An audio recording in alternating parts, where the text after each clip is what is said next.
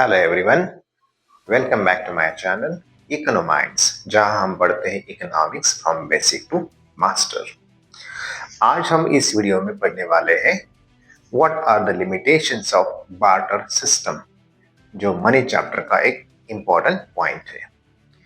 पिछले वीडियो में हमने ऑलरेडी पढ़ा है व्हाट इज बार्टर सिस्टम, और बार्टर सिस्टम का एक जो एजम्पशन है जिसको बोलते हैं डबल कोइंसिडेंस ऑफ वांट, हमने पिछले वीडियो में कवर किया। आज हम पढ़ने जा रहे हैं व्हाट आर द लिमिटेशंस और problems of barter system that led to evolution of money. क्या समस्याएं थी, क्या प्रॉब्लम्स थे जिसकी वजह से आगे जाके मनी का इवोल्यूशन हो गया या फिर मनी का यूज शुरू हो गया। तो चलिए स्टार्ट करते हैं। पहला limitation, lack of double coincidence of want. क्या होता है double coincidence of want? When both parties are willing and able to exchange their goods, then we can say there is a double coincidence of want.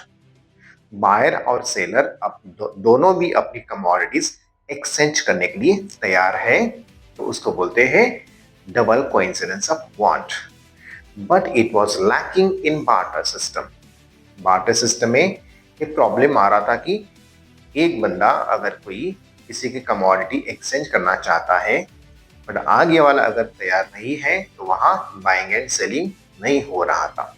Okay, तो इसकी वजह से money का evolution हो गया और बाइंग और सेलिंग अलग अलग हो गए। चलिए दूसरा प्रॉब्लम और लिमिटेशन पढ़ते हैं, जो है lack of common measure of value. Common measure of value, किसी भी कमोडिटी का जो वैल्यू है कैसे बताएंगे, किस में मेजर करेंगे, किस में एक्सप्रेस करेंगे, it was a problem. Barter system मतलब there is no use of money. अगर मनी नहीं है तो किसी वस्तु का मूल्य भी हम नहीं जान सकते। ओके, जैसे कि मेरे पास ये पेन है, पेन देके मैं किसी से आइसक्रीम या कुछ लेना चाहता हूँ।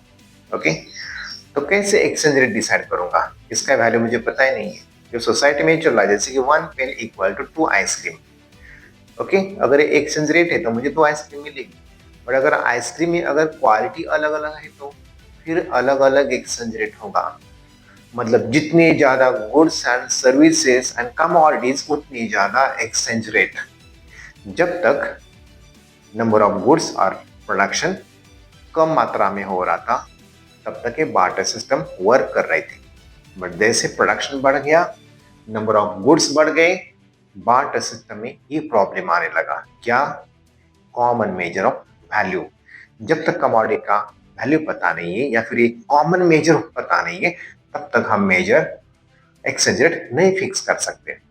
ठीक है, तो इट वाज अ प्रॉब्लम। अगला जो लिमिटेशन है, lack of standard of deferred payments. Deferred मतलब फ्यूचर कॉन्ट्रैक्ट और फ्यूचर पेमेंट। आज मैंने किसी से कुछ उधार लिया है और आगे जाके 2 महीने के बाद या 2 साल के बाद मुझे उसको रिटर्न करना है। ओके, अभी बार्टर सिस्टम को इमेजिन करिए। समझिए कि मैंने किसी से कुछ फूड ग्रेन लिया है, जैसे कि व्हीट मैंने ले लिया। 2 महीने के बाद जब मेरे पास आएगा तो मैं उसको देने वाला हूँ।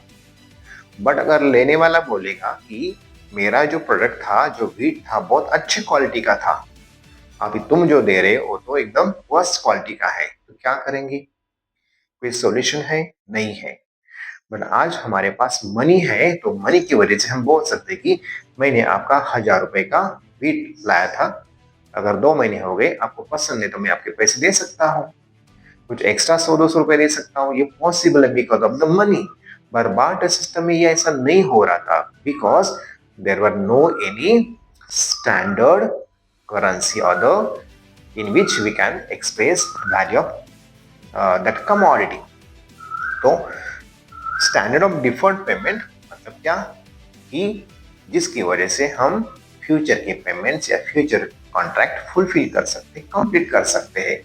बार्टर सिस्टम में प्रॉब्लम क्या था कि हम उधार तो ले सकते हैं आराम से, बट उसको रिटर्न करना डिफिकल्ट था।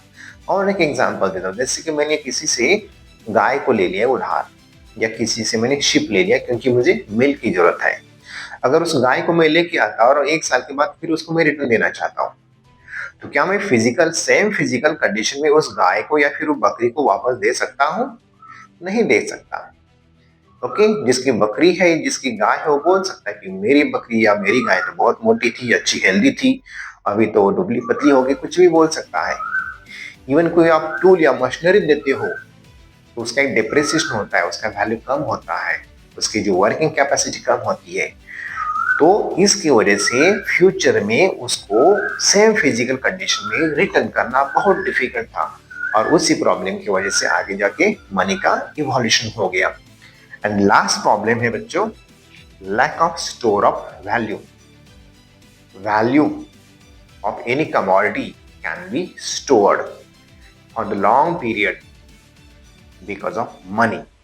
आज हमारे पास पैसा है, मनी है, करेंसी, इसकी वजह से हम किसी भी कमोडिटी से जब हमें पैसा मिलेगा तो हम बैंक में रख सकते हैं, उसको कितना भी साल तक यूज कर सकते हैं। बट बार्टर सिस्टम में पैसा था ही नहीं, तो क्या होता था, गुड्स एंड सर्विसेज का एक्सचेंज होता था।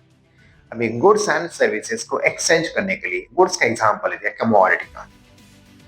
समझो कि मेरे पास कुछ व्हीट है, राइस है, मैं उसको 1 या 2 साल तक भी यूज कर सकता हूँ एक्सचेंज करने के लिए, लेन देन करने के लिए। बट समझो किसी फार्मर के पास मिल्क है, वेजिटेबल है, फ्रूट है, वो कितना दिन तक उसको यूज कर सकता है, कितना दिन तक वो स्टोर कर सकता है? ज्यादा से ज्यादा 2 दिन, 4 दिन, 1 हफ्ता।